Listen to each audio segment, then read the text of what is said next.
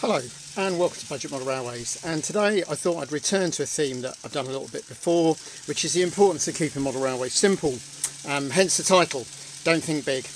And it's something was brought home to me recently at another exhibition where I was talking to someone and I was asking if they'd got a layout, and no they hadn't, because of course as always they're planning this huge opus layout.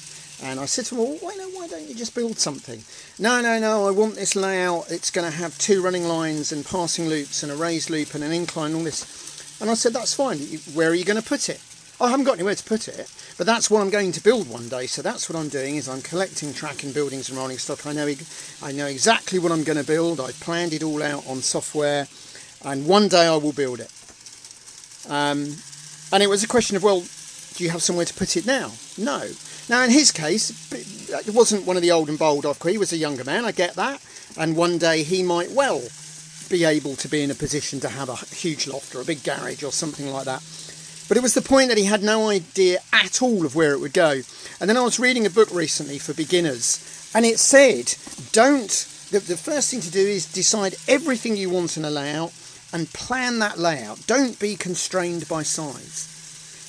And this is a book for beginners, and I thought, well, what's the point of that if you've only got 4 foot by 3 foot or 2 foot by 3 foot to build a layout? And you know from my earlier video, and if you haven't seen it, please watch it again, or please watch it, which is build something. Anything's better than nothing. And I think that's really my point. And at the time when I did that, I was saying, look, whilst you're planning this great big layout, at least build something, and that's still what I believe. But I'm coming around more to, but why are we planning these big, massive layouts? Why are we even doing that? What do they do that a simpler layout can't do? Now, this is relatively simple. This is a 3 foot by just under 2 foot N gauge. I have built 00, very similar size, 4 foot by, 2.5, 2 and a bit, just under 3 feet, which you can find room for.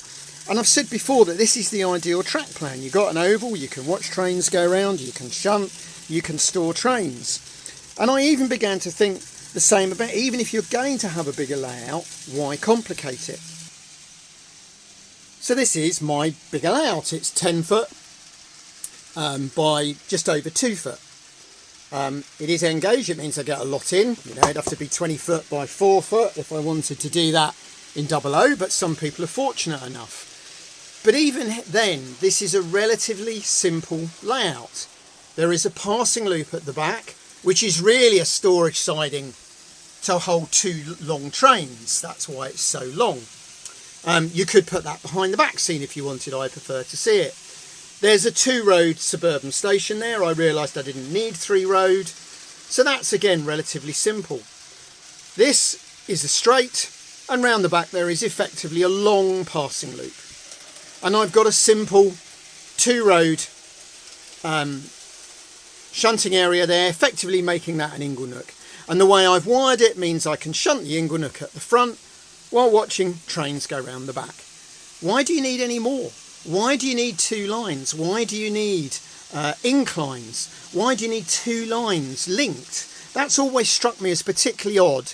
The standard Hornby track mat, where you link the inner loop to the outer loop. But as soon as you do that, you can only run 1 train, because there's nowhere to put the train that would be on the inner loop.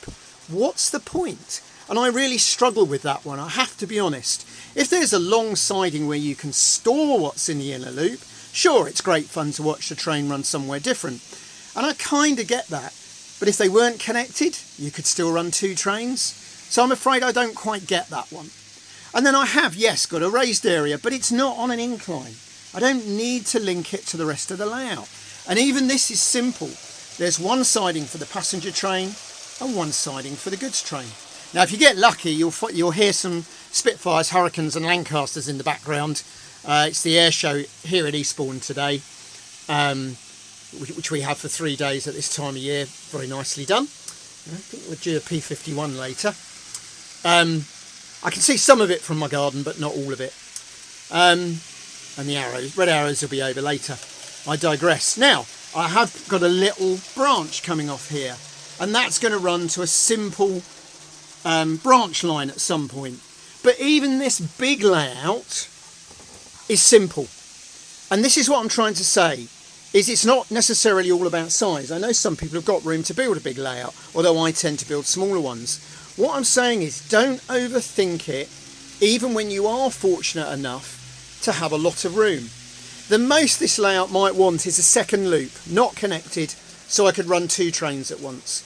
I can still run 3 different, 3 different trains off of this and store them on the layout. 5 if you include the 2 on the top.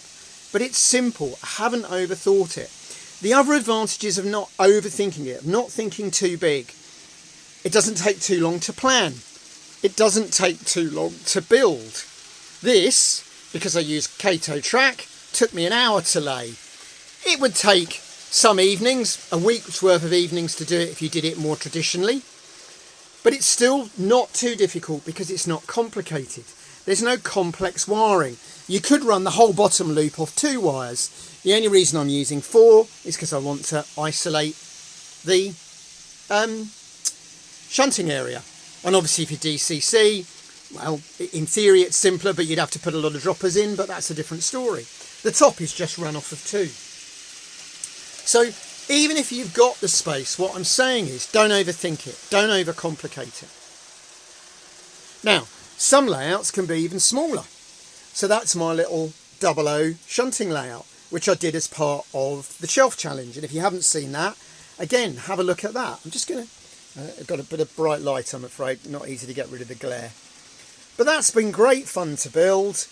And being smaller, you can put quite a lot of effort in, doesn't take too long. Some of the detailing is quite nice. I liked the contrivance of the railway track hiding the fiddle yard. But it's a single point. It's a tuning fork layout. But using a card system, and that can be really simple as well. Just write on bits of card. You don't have to use photos. You can shunt quite happily on that for an hour or so. No real trouble at all. And you can have a nice little fleet of small locos. So even in 00, build something like that while you're waiting for the time and space to build your big layout. But when you build your big layout, keep it simple. This is one of my favourite layouts. So this is my, oh, I've left the wagons stored there. I meant to put them on the line before I started.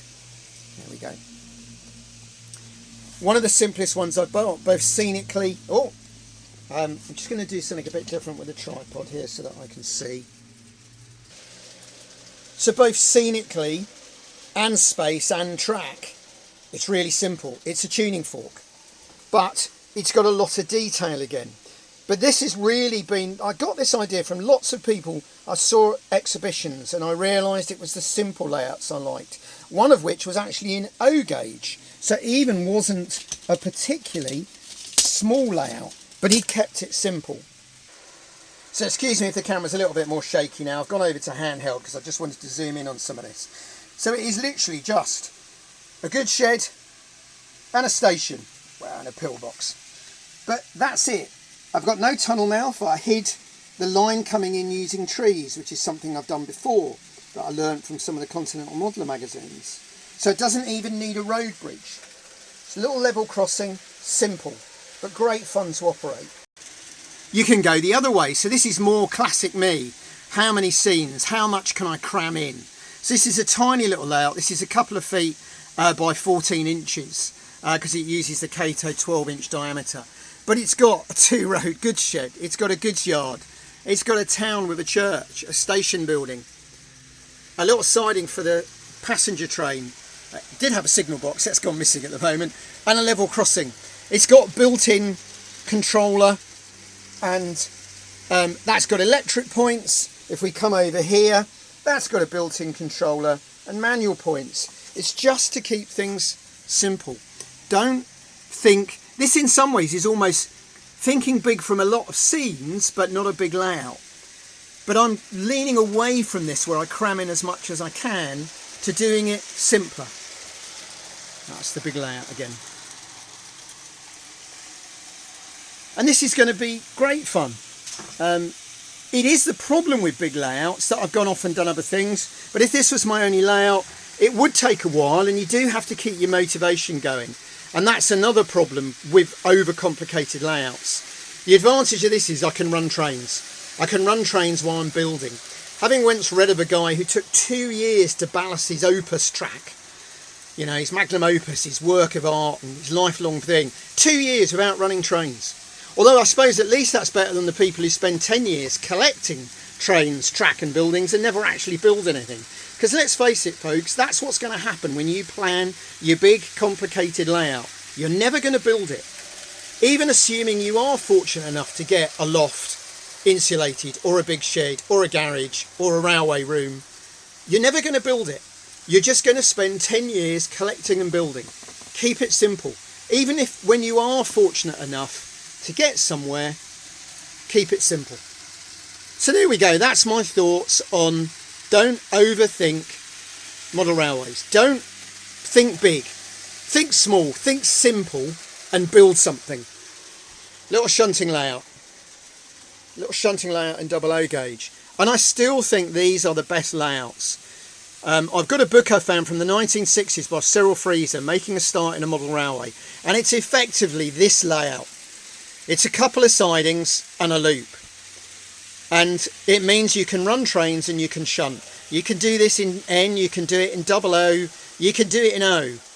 But it's simple and it's effective. So that's my thought for today. Don't overthink model railways. Don't think too big. Don't overcomplicate it. Keep it simple. Ideally keep it smaller and actually build something. But if you're fortunate enough to have a big area, still don't think big. Don't overcomplicate it. Keep it simple. Keep it fun. A lot of operational ability I see on layouts, especially exhibition layouts, is never used. It's sidings that never see trains run. It's, oh, I want a siding for this, I want a siding for that, but they're never actually going to use them. I've seen some very complex exhibition layouts, and in the whole 2 days, all they do is run trains round. You never see anything in the majority of the sidings. They're there for visual effect. And I think that's a shame. It's an unnecessary complication. So there we go. I'm sure lots of people have views on this, and I'm as always looking forward to seeing them and hearing them. Let me know what you think. And also my usual plea, if you enjoy what we do, if you like what we do and what we talk about, please spread the word, share the video, go on your own social media and promote us. Let's get the word out there. So thank you very much as always. Thank you for watching, and I'll speak to you again soon. I'm just going to end with a bit of film of this. This was a wonderful loco. I got this for £35 a couple of years ago. Great big Japanese electrical freight loco. It's a Bococo bow, I think. It's got a lot of wheels anyway. There we go.